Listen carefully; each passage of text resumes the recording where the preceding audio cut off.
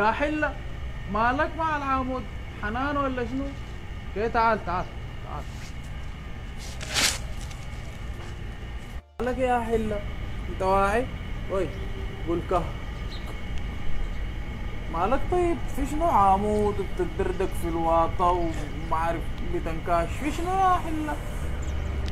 كذا اقعد اقعد اقعد. مالك مشكلتك شنو؟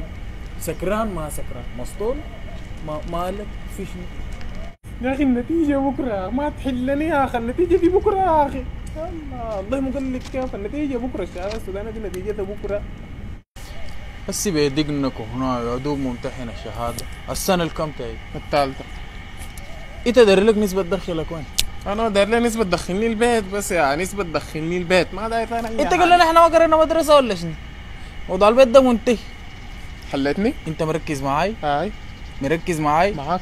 اديك الخطوات. بخش البيت؟ احفظ معاي. بخش البيت؟ 1 2 3 4 تخش البيت تخش اي حتة داير تخش اي حتة فيها خشوش عم بتخش. ما بيسألوني؟ ما في زول بيعين لك.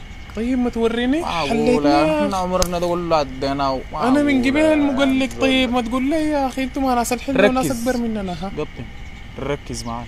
بتدخلني؟ خطوات.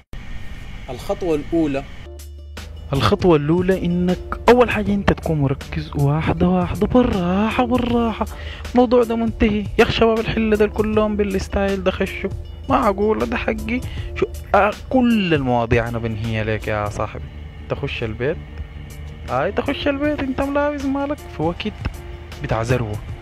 عارف إنه الحجاج ما قاعدين ولو قاعدين بيكونوا مشغولين. وقت بتاع عبادة وقت بتاع أكل.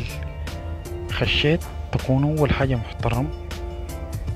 شفتها تعاين للأدوات الحادة اللي في متناول يد الحاج. كنش مفراكة سفنجة طوب ساطور زردية مفك حاجة ممكن تنجدع من بعيد حاجة يفلقوك بيها حاجة يقوموا يبسطنوك بيها. كلها زحام متناول الحاج.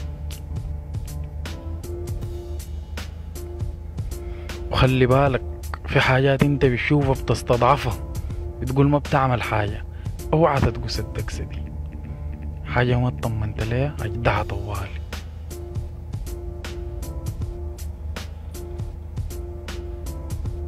الخطوة اللي بعدها طريقة الجلوس. ما تقعد جنبه. تحسب 7 خطوات بعيدا من الحاج وتقعد. يكون شنو شايفك لكن ما بيقدر يحصلك.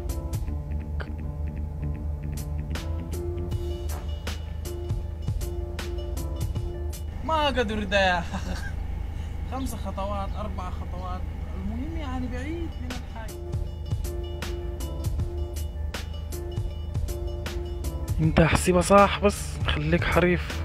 5 6 خطوات هاي واقعد. بعدين الخطوة الثالثة تقعد محترم.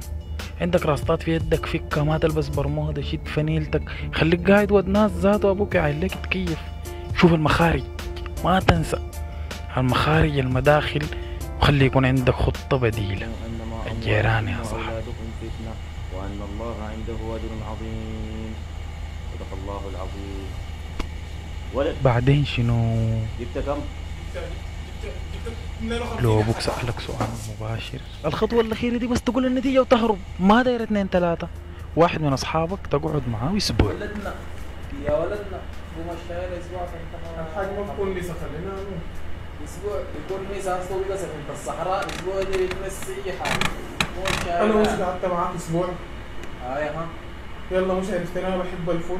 طوالي في الجدل وغبي ومتخلف وبليد جدا. يلا الحاج ده انت ما بتعرفه يا اخي. يا هوي اسبوع انا شباب الحله ده كلهم بالحنك دومهم يا اخي الحاج ده انت ما بس انا بقدمك لحد الشجره الجنبي كده بتطمني بس تمشي معايا يا رح ما تخليني. الحاج ده اسبوع بهرش منه والله الحاج ده